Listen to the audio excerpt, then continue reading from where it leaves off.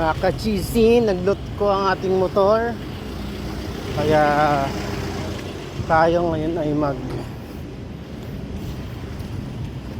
lalakad para mag-deliver. Yan talaga, problema talaga, hindi may iwasan yan. So ang tanong kung tutuloy ka pa or susuko ka na lang. Siyempre tutuloy tayo.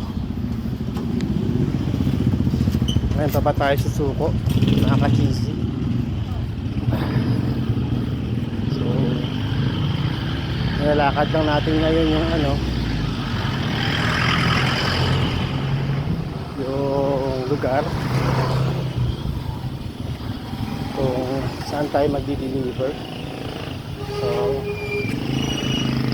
laban lang mga ka-cheesy. Bawat hamon ng buhay, manalangin na lang. Hindi naman tayo mayayanin. Tulad ngayon, may customer tayo, kailangan i-deliver. So order nyo chicken satay and pad thai. Buti malapit lang po sa store. Tignan po ito na tayo mga ka-cheesy. Deliver natin kay Madam.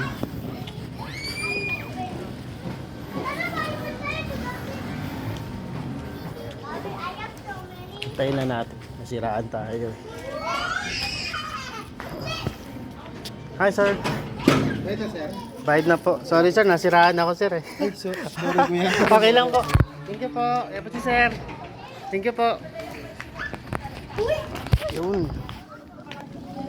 Nasiraan po tayo ng motor pero na-deliver po natin ang ating order. Ganun lang.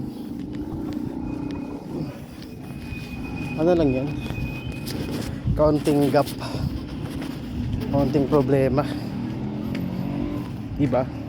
Mahalaga makapag-serve tayo sa ating customer. Ganun din yun. Marami rin pinaparanas sa atin si Lord. Pero ang mahalaga, makapag-serve tayo sa Kanya. So yun lang mga ka-cheesy. And sana bisitahin nyo pa rin kami sa BBC Food Park.